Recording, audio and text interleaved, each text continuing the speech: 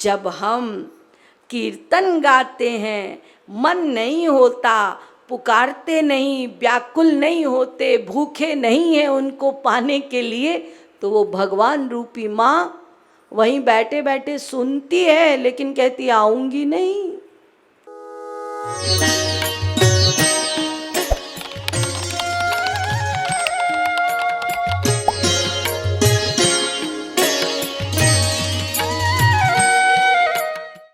साधना दो प्रकार की, एक को बोलते हैं बाह्य साधना और एक को बोलते हैं आंतरिक साधना। बाह्य साधना जो होती है वो आपकी इंद्रियों से होती है। सुन रहे हैं कान से, गा रहे हैं वाणी से, ये इंद्रियों से, बजा रहे हैं हाथ से, तीर्थ में जा रहे हैं पैदल चलकर पैर से। तो केवल जहाँ पे इंद्रियां हैं वो बाह्य है। और आंतरिक साधना जब आप मन से करते हैं। श्रीमद् भागवत के 11वें स्कंद में कथा आती है, राजा निमि विदेह 9 योगेश्वर उनके पास आए, उनमें से एक योगेश्वर, उनका नाम था प्रबुद्ध। तो राजा निमि ने प्रबुद्ध से पूछा कि देखिए, शास्त्रों में इतनी सारी बातें बताई गई हैं भगवान के ध्यान के लिए, भगवान को पाने के लिए इतना डिटेल है, और हम तो लिमिट वाले हैं, हमारी बुद्धि लिमिटेड, वो भी अल्प, शक्ति लिमिटेड, वो भी अल्प, हम अल्प आयु वाले, अल्प शक्ति वाले, तो इतना सब कहाँ पढ़ते रहेंगे, ये ज्ञान कहाँ लेते रहेंगे। तो हमें तो आप सीधी सीधी छोटी सी बात बताइए कि भगवान को पाने के लिए हमें क्या करना है। वो छोटी सी सीधी बात बता दीजिए, कैसी साधना करनी है, हम वो कर लेंगे। हमें एक पंडित मिल जाता है जीवन में, वो पंडित बोल देता है इतना जप करो जी, इतना माला फेरो, मंदिर में जाओ हर सोमवार को, हर मंगलवार को, ये चढ़ाओ वो चढ़ाओ, फिर तीर्थ में चलो। तो ये सारी चीज़ें हम विश्वास करके वो पंडित का सुनकर उसको कर लेते हैं, लेकिन ये जितनी भी क्रिया हम करते हैं इसमें मन एब्सेंट है। इसीलिए वो क्रिया का मल्टीप्लिकेशन, गुणन 0 से हो जाता है। बस आपने किया, वो बाह्य साधना है, शरीर से कर रहे हैं आप। तो बाह्य साधना से विशेष कृपा नहीं मिलेगी। तो इसीलिए प्रबुद्ध कह रहे हैं श्रवणम, केवल सुनोगे तो बात नहीं बनेगी। प्रबुद्ध ने कहा तस्मात् गुरुम प्रपद्येत जिज्ञासु श्रेय उत्तमम शाब्दे परे च निष्णातम ब्रह्मण्युप क्षमाश्रयम। 11वें स्कंद का ये श्लोक है। प्रबुद्ध जी कह रहे हैं वास्तविक गुरु। निमि ने पूछा कैसा गुरु?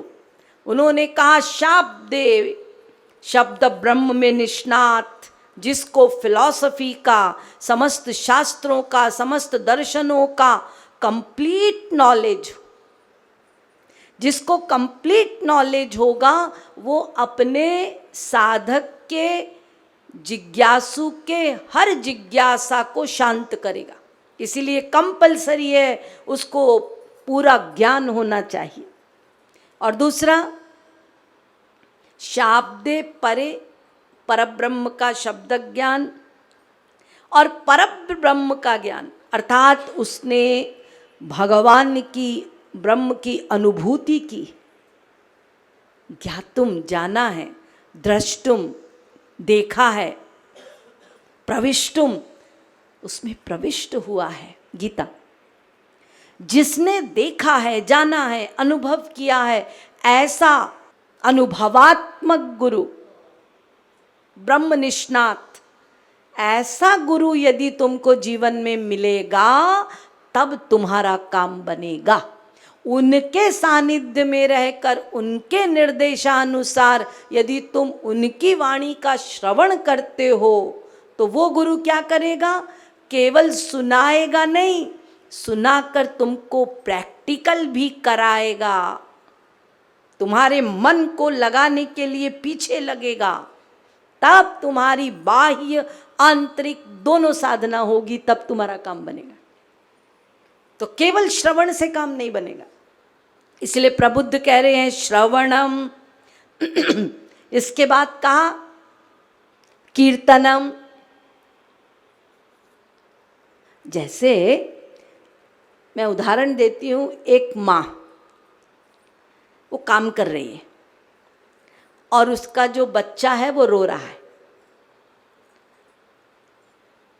माँ पास में नहीं है, माँ के कान में पड़ रहा है कि बच्चा रो रहा है, लेकिन वो माँ जानती है कि इसका ये जो रोना है ये फैक्ट का नहीं है, वो कोई सामान उसको ऊपर रखा है, उसका हाथ नहीं पहुंच रहा है, उसको चाहिए, इसलिए वो कर रहा है ताकि माँ आए सामान उतार के दे दे।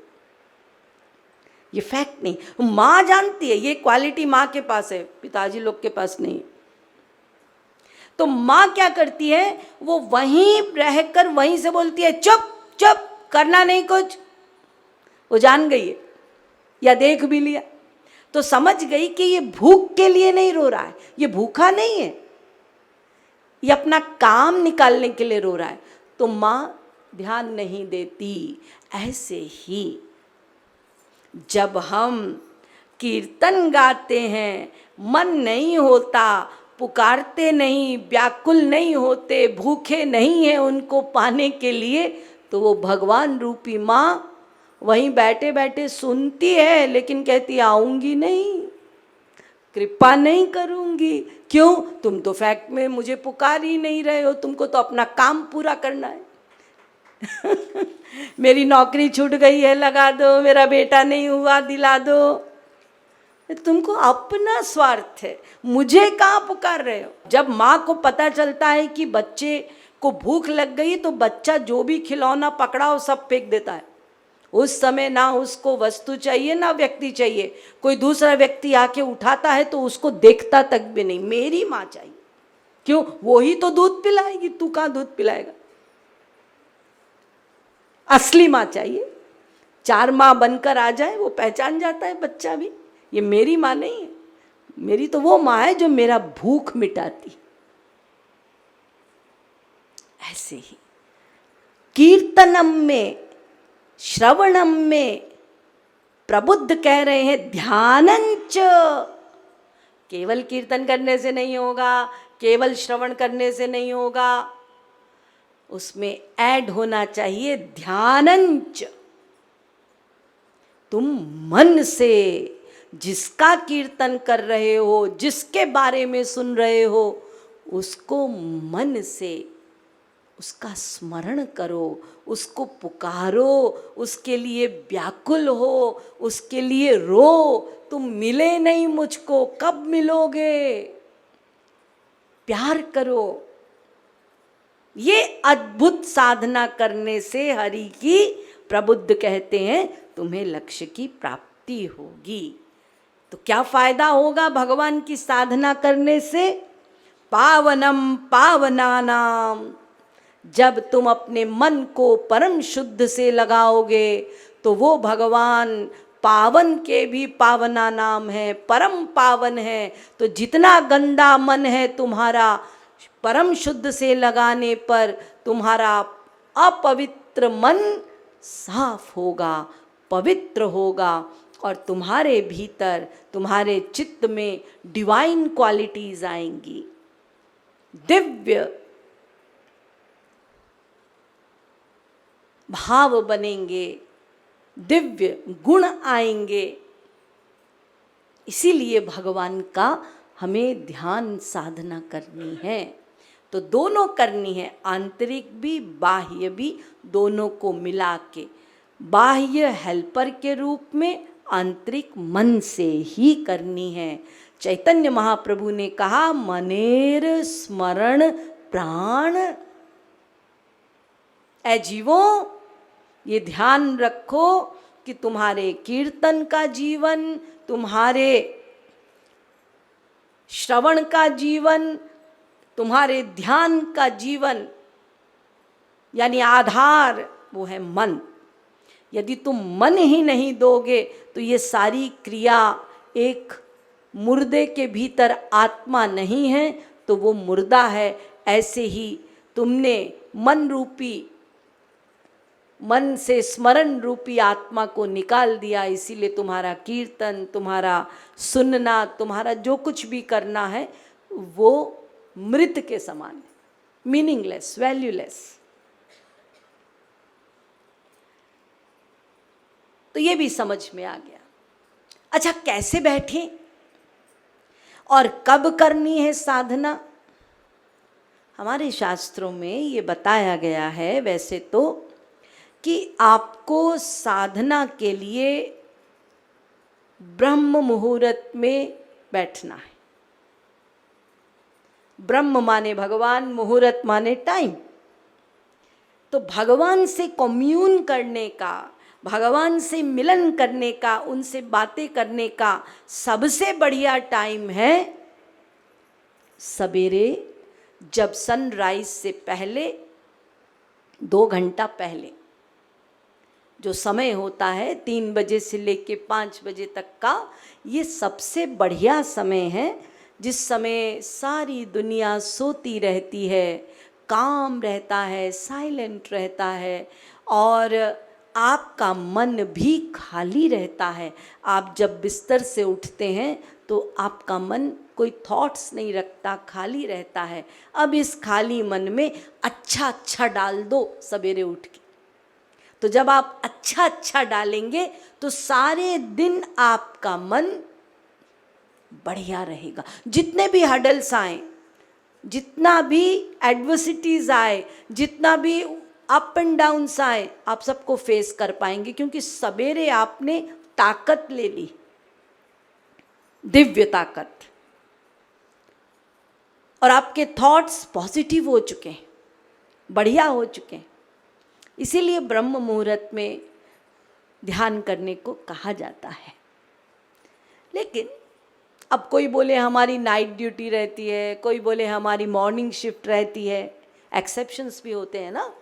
तो ऐसे में प्रॉब्लम जहाँ पे है, भगवान ने सबके लिए सॉल्यूशन रखा है। भगवान कहते हैं जब तुम मुझे प्यार करोगे ना, तुम तो गुरु द्वारा ऐसे बन जाओगे कि तुम सब समय मुझे ही सोचोगे, तो वहाँ टाइम की कोई प्रॉब्लम ही नहीं रहेगी। मैं तो आपको ऐसे बना दूंगी कि आप संसार का काम भी करेंगे और भगवान का चिंतन भी करेंगे सब समय। तो सब समय जिसके पास है उसको मॉर्निंग, इवनिंग, आफ्टरनून से कोई मतलब नहीं। तो इसीलिए भगवान कहते हैं कि यदि तुम्हारी नाइट ड्यूटी है, मॉर्निंग शिफ्ट है, ये ऐसी प्रॉब्लम है तो भी कोई बात नहीं, तुम 24 घंटे में जब फ्री हो तुम मेरे लिए क्वालिटी टाइम अपना निकाल लो और फिर एकांत में बैठ जाओ और मन से मेरा ध्यान करो। अच्छा जी, जब हम ध्यान करेंगे डायरेक्शन कौन सा होगा?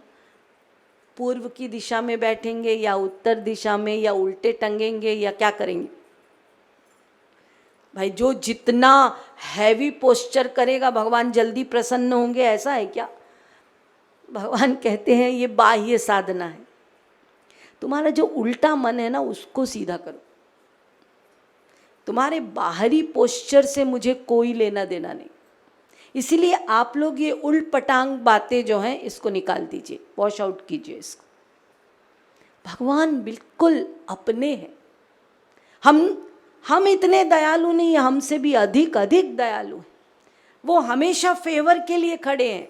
वो कहते हैं तू जो कहेगा मैं करने को तैयार हूं, लेकिन तू मुझसे प्यार तो कर बाबा। तो इसीलिए वो नहीं कहता तू ऐसे डायरेक्शन में बैठ, ऐसा पोस्चर कर, सवेरे ही उठ, नथिंग। वो कहता है प्यार करने के लिए जो तुझे कंफर्टेबल है तुम करो।